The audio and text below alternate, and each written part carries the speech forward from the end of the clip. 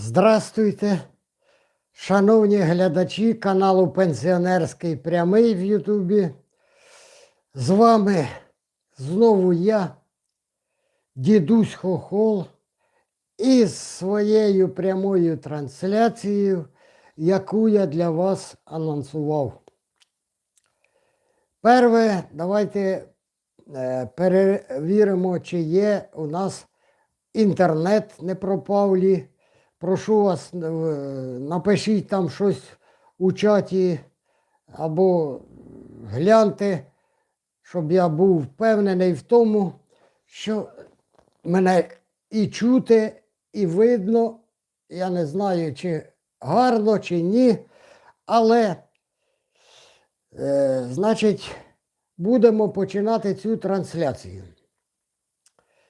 Я впевнений, що всі, хто зараз дивляться мене, вони вірять у те, що війна між Росією та Україною йде до переможного кінця. До того, що Україна переможе оцю от агресивну Росію.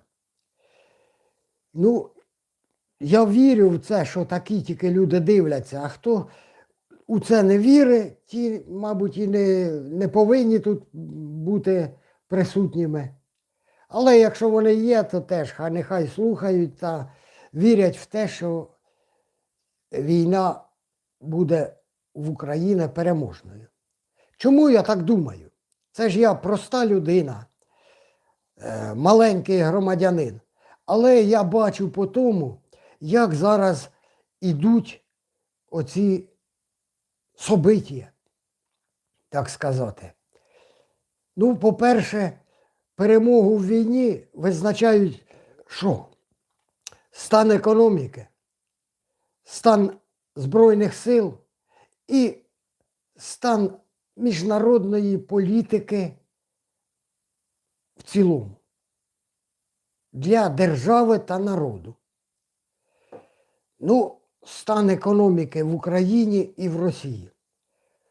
В росіян чим далі, тим стає все гірше і гірше. І я розумію чому. Бо всі кошти, усі ресурси йдуть на оцю війну. І вже от тільки весна, там, не будемо до цифр звертатися, що вже не вистачає там на багато чого, багато програм порізаних. В Україні з цим, з фінансами та економікою стан трішки кращий. Я не кажу, що набагато, але Україну підтримує уся Європа, весь, ну майже половину світу. А Росію підтримують зовсім мало країн. І ті не можуть нічим толком її підтримати. Тому стан економіки в цьому нікчемний у Росії. Тепер далі йдемо про стан Збройних сил. Раніше, у 22-му році, коли вони починали, в них було багато запасів там танків, зброї різної. Всі там балакали, що куди там тій Україні, вона маленька, вона впаде через трішки. Але не так сталося, як гадалося. І зараз подивитись, то знищені оті всі резерви зброї, і уже виробництво не встигає за тим, як їх знищують Збройні сили України. Тільки жива сила, ресурс, який більший набагато у росіян, ніж в українців, він ото дає оту перевагу, що йдуть такі м'ясні штурми, але українські Збройні сили відбивають ці штурми елементарно дронами, простими. Тобто технікою, і людей гине у співвідношенні 1 до 10. Значить, Збройні сили України стримують натиск ворога і елементарно відбиваються від того агресора. У міжнародній політиці, якщо подивитися, скільки той товариш Путін всім погрожує. Грозиться там і ядерною зброєю, і наступами, плачеться перед Трампом і тому подібне. Україна, як народ та держава, стає уже лідером регіональним на оцій території у себе. І далі буде ще більше. Після ударів по тих нафтоперекачувальних станціях у Туапсе, в Пермі, у Слуги і так далі, уже в Росії нема ніяких козирів, і Путін виглядає серед світової спільноти як бараном, мабуть, простим, невеликим, але таким він виглядає. Оце перше, це так, чому я вірю в те, що Україна у своїй оцій війні йде до перемоги.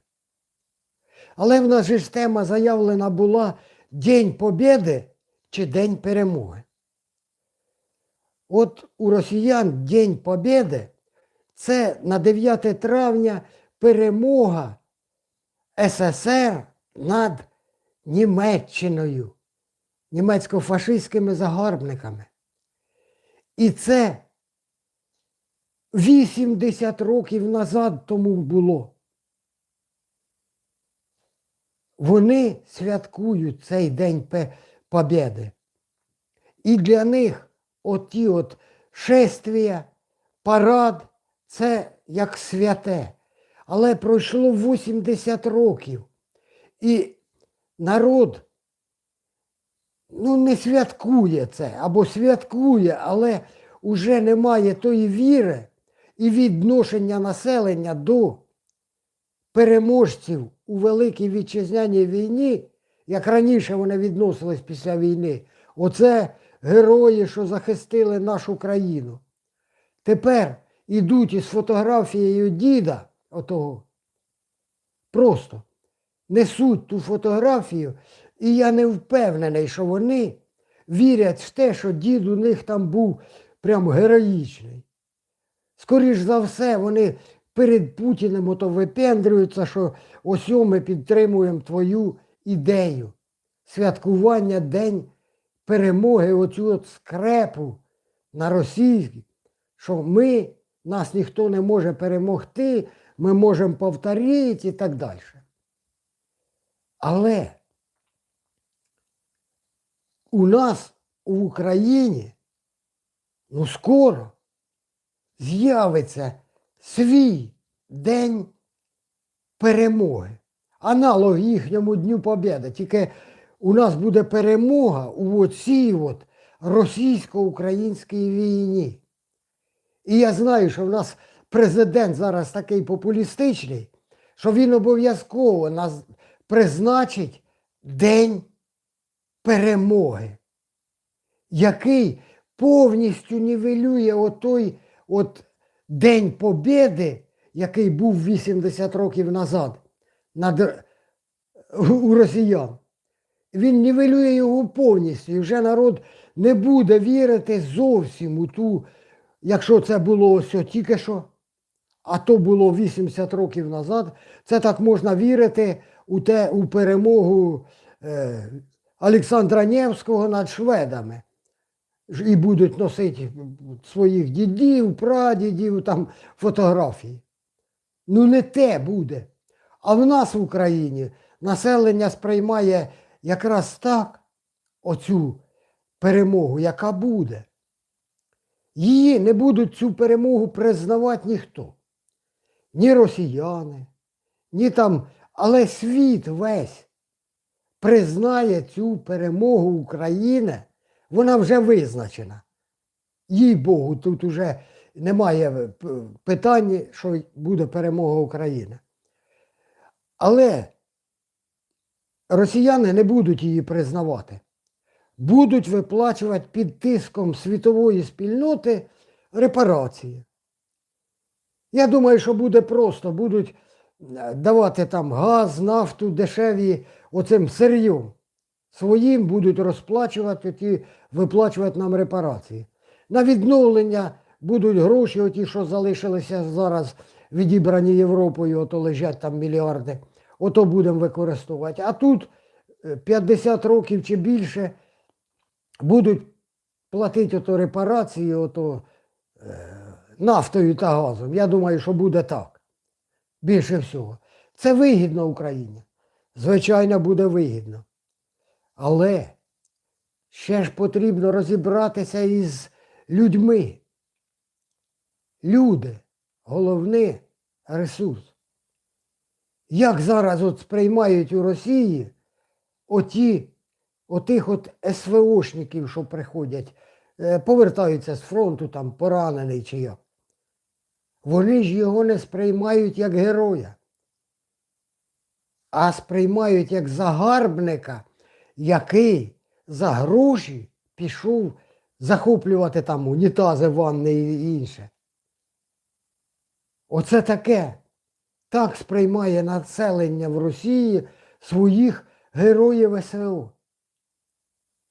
А в нас в Україні ось закінчиться, прийдуть хлопці з фронту. І раніше я думав про них. Та оцей от Вася, він там п'є спиртні напої там. А тепер, коли він прийде, я зрозумів, що я помилявся раніше, дивлячись на нього. А раз він пішов захищати, захистив державу. Значить, він для мене буде герой. Ну, по крайній перві 10 років це точно. Я поважати його буду. Держава, можливо, і не дуже, а населення буде до них відноситись як до людей. Це обов'язково. Тепер же ж потрібно буде розібратися ще із Путіним, із отим всім керівництвом, з отими дідами, що у вас сидять. Можливо, там нічого й не вийде. Признавати вони не будуть, в Гаагу садити, будуть ховати Путіна. Десь. А де? Здадуть, скоріше всього, його засудять, проведуть вибори, але населення повинно само для себе зрозуміти, що в них оце із-за оцього от їхнього керівника Путіна, якого вони підтримували, 2 покоління мінімум втратили своє майбутнє. Оті от діти, внуки оцих от дідів, що зараз керують, вони зараз не мають ні інтернету, нічого. І санкції ж будуть продовжені ще після війни. Як жити дітям під санкціями в оцій країні? І винуватець в цьому отой режим, який дозволили, народ російський дозволив Путіну насадити в себе. А в нас тут буде розвиток, набіжать багато інвесторів, все інше. Розберемося ми з своєю владою обов'язково. Тут питань не буде. І буде в нас свій день перемоги, який обов'язково буде призначений. І ми його будемо святкувати. І парадами, і іншим все буде. І відношення буде в нашого населення, у народу, як до після війни, отої, коли була перемога у Великій Вітчизняній в Радянському Союзі. Оце так в Україні буде. І тут нічого тут не зробиш такого більш-менш гарного. Але так буде. Недовго, звичайно, вже ж чекати до цього. Так що ідеології, яку зараз проводять на Росії, буде повний хана. І оте, що ми кращі, ніж інші народи, превосходство над другими за допомогою війни, сили, воно неправильний шлях. Своє превосходство потрібно доказувати іншим шляхом. Технологіями, розвитком більшим. От китайці йдуть правильно, вони не бунтують, не воюють, тому що весь світ їх придушить, скільки б там населення не було. І яка б там зброя ядерна чи не ядерна не було. Все рівно правда вилізе наверх. Обов'язково. І тут не той шлях був вибраний тим же самим Путіним і підтриманий якраз народом. Потрібно розвитком своїм, технологіями і в різних сферах, не обов'язково у військовій. Росіяни розвивають тільки зброю, а потрібно і стан справ у цивільній інфраструктурі, для людей. Оце все інше. Отут потрібно показувати ваше превосходство над другими народами. А якщо ви цього не показуєте, значить вся ідеологія у вас неправильна. Оце перше. Тепер підводимо підсумок на цьому, що буде День Побєди в росіян, який вони, можливо, будуть ще признавати, і буде День Перемоги в Україні. Тільки оцей День Перемоги український повністю нівелює отой їх День Побєди. І росіяни, дивлячись на українців, будуть ще й завидувати нам. А ми помагати будемо, гуманітарну допомогу їм і так далі. І розвиток піде набагато краще. Якщо ще знайдеться в нас гарний очільник у державі, який не буде, або Верховна Рада буде працювати так, як їй належить, то дійсно вступимо ми у Євросоюз, у НАТО і будемо там велику роль грати у цих усіх структурах. Ще й НАТО, і ООН почнемо реконструювати. Американці підуть за нами, бо їм діватись нікуди вже буде. Оце так буде, це так бачу я, проста людина в Україні. Оцей момент настоящий, що зараз є.